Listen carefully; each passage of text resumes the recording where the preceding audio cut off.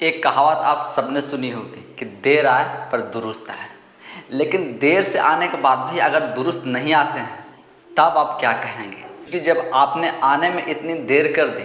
तब तो आपको दुरुस्त आना चाहिए था। फिर भी आप क्या आधे अधूरे और पूरी कार्य को ना कर करके अधूरे कार्य को लेकर के न कैसे आ गए? यानी देर आए दुरुस्त आए, यह भी कहानी आज का है कि झारखंड सरकार के ऊपर और मुख्यमंत्री हेमंत सोरेन जी के ऊपर सटीक नहीं बैठता है कि आज से पहले तक तो यह बांग्लादेशी घुसपैठिए और घुसपैठ के नाम से ही वह इनकार कर रहे थे और यह स्वीकार करने को ही तैयार नहीं थे कि झारखंड में बांग्लादेशी घुसपैठी कर रहे हैं और घुसपैठ नाम की चीज़ भी कुछ झारखंड में हो रही है और ख़ास करके संथाल परगना में। लेकिन जब आज संथाल परगना के ही और जो राजमहल विधानसभा से जो विधायक हैं, बीजेपी के विधायक हैं आप अनंत ओझा, जब वह विधानसभा में मानसून सत्र में जो कि चल रहा है इस मानसून सत्र में जब वह सवाल पूछे थे कि संथाल परगना में अभी तक कितने घुसपैठ हुए हैं और बांग्लादेशी की घुसपैठिए कि क्या रिकॉर्ड है, मतलब उसके बारे में जानकारी दी जाए। यह सवाल पर जब इस तरीके का सवाल किया जाता है तब राज्य सरकार के द्वारा यह बताया गया कि अभी तक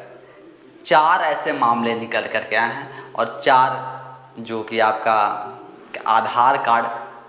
बनने की भी बात कबूली गई है। यानी 4 लोगों का नाम अभी तक निकल कर के आया है और 4 लोगों की बाकायदा यहाँ जो आधार कार्ड है वह भी बने और इसके साथ साथ और भी कुछ प्रपत्र बनने की बात कही गई है। यह राज्य सरकार द्वारा आज स्वीकार किया गया है विधानसभा के पटल पर। यानी कि जो आज तक, यानी इससे पहले आप देखेंगे तो जो विधानसभा के जो आपका स्पीकर हैं रविंद्र नाथ महतो, वह भी एक जब मीडिया उनसे सवाल कर रही थी, मीडिया के सवाल के जवाब में वह कह रहे थे झारखंड में और संथाल में बांग्लादेशी घुसपैठिए नहीं हैं और इस तरीके की कोई भी समस्या झारखंड में नहीं है और ऐसी कोई बात नहीं। यह विपक्ष के द्वारा एक मनगढ़ंत आरोप और लोगों में टकराव करने की मंशा से या विपक्ष के द्वारा मनगढ़ंत सवाल है वह किए जा रहे हैं। इसके बाद जो शिल्पी नेहातिर की कांग्रेस की विधायक है वह भी यह कहती हुई दिख रही थी कि रामगढ़ में जो विधायक बनते हैं वह सब बिहारी ही विधायक बनते हैं। लेकिन वह भी स्वीकार नहीं कर रहे थे कि यहाँ बांग्लादेशी घुसपैठिए जो हैं वह झारखंड में आ रहे हैं और झारखंड की डेमोग्राफी संथाल परगना की जो डेमोग्राफी है वह चेंज कर रहे हैं। लेकिन डेमोग्राफी के नाम पर भी कहें कि जो झारखंड सरकार है वह यह स्वीकार नहीं कर रही है कि हाँ यहाँ कोई डेमोग्राफिकल चेंजेस कुछ हुआ है। यानी 4 लोगों के आने की बात स्वीकार की गई है लेकिन डेमोग्राफिकल चेंज की जो बात है वह अभी तक भी सरकार स्वीकार नहीं कर रही है। यानी कहने कि देर से आए लेकिन दुरुस्त आए, या तो देर से आने के बाद भी दुरुस्त नहीं आए। यानी कि अभी तक ना जाने कितने लाखों लोग, कहें कि लाखों की किन संख्या में बांग्लादेशी घुसपैठिए जो हैं वह झारखंड में घुसपैठ कर चुके हैं, यहाँ में वह रच बस गए हैं, यहाँ के लोगों के साथ वह रह करके और कहें कि हमारे देश की और राज्य की संप्रभुता और कहें कि सुरक्षा की दृष्टि से वो भी वह खतरा है। लेकिन उनकी पहचान नहीं हो सकी। सिर्फ 4 लोगों का आधार कार्ड बनाने की बात कही गई है और सिर्फ 4 लोगों की अभी तक पहचान हो पाई है और वह भी सिर्फ 4 लोग के पहचान होने के बाद भी उनका कहना है कि डेमोग्राफिकल चेंज जैसी कोई भी घटना अभी तक क्या उनके सामने नहीं आया और इस तरीके का कुछ भी सवाल या कहें कि इस तरीके की घटना अभी तक उनके सामने नहीं आई है और ऐसा कोई रिपोर्ट अभी तक नहीं सौंपा गया है। यानी कि पहले तक तो वह 4 का भी नहीं मानने से वह इनकार कर रहे थे, 4 लोगों की भी वह एक भी लोग की ऐसी वह घटना से वह इनकार कर रहे थे, राज्य सरकार मानने से ना से इनकार कर रहे थे कि झारखंड में इस तरीके का कुछ भी घुसपैठिए वाली कोई मुद्दा ही नहीं है। बीजेपी के द्वारा यह मुद्दा बनाया गया है और यह बीजेपी वालों हमेशा इस तरीके के मुद्दा बनाते रहते हैं। लेकिन आज 4 लोगों को वह कैसे बताया, 4 लोगों को वह स्वीकार कैसे किया गया है वह भी आपको बताते हैं। साहिबगंज के दक्षिणी पियापुर इलाके में सादिक अली टोला में अफजल शेख के नाम के एक वोटर आईडी की जब जांच पड़ताल की गई और बीएलओ के समक्ष जब उससे पूछताछ की गई तब जो अफजल शेख था वह यह स्वीकार किया कि वह ठाकुरगंज पीरगंज बांग्लादेश का रहने वाला निवासी है और वह पिछले 10-12 सालों से वह बांग्लादेश छोड़ करके और यहाँ अपने चचेरे भाई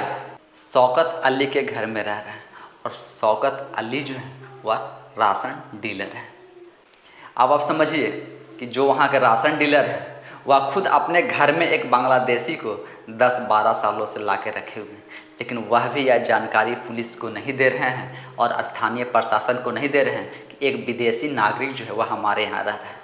भारत में कहें कि कोई भी विदेशी नागरिक अगर आपके यहाँ आता है, आपके यहाँ रहता है, तो आपको जो आपके स्थानीय जो पुलिस स्टेशन है वहाँ आपको इन्फॉर्म करना होता है, आपको बताना होता है कि विदेशी नागरिक हमारे यहाँ रह रहे हैं। लेकिन रहने की जो बात है वह बताना तो दूर की बात है, उनका बाकायदा क्या है कि वोटर आईडी कार्ड, आधार कार्ड तक यहाँ के लोग जो है वह बनवा कर दे रहे हैं और वह बनवा रहे हैं। जब वह पिछले 10-12 सालों से झारखंड में रह रहा है और पिछले 10-12 सालों में देखें तो बीजेपी की भी सरकार थी, जो बीजेपी आज इतनी हमलावर है, वह पिछली बीजेपी की सरकार में वह क्यों नहीं चिन्हित किया और ऐसे लोगों को क्यों बाहर नहीं निकाला। लेकिन वर्तमान सरकार भी अब अगर जिन 4 लोगों की पहचान हुई है, जिन 4 लोगों की आईडी निकल करके आए, जिन 4 लोगों की बात वह विधानसभा में कहें, क्या इन्हें भी वर्तमान सरकार जो है वह क्या राज से बाहर करेगी? क्या यहाँ से बाहर निकालने का जो निर्णय है वह लेगी, या बस ऐसे ही चिन्हित कर करके और सिर्फ सवाल का जवाब दे करके और सब चीज़ ठंडे बस्ते में डाल दिया जाएगा? क्योंकि कुछ जो अधिकार है वह राज्य सरकार के पास भी है कि अगर आपके राज्य में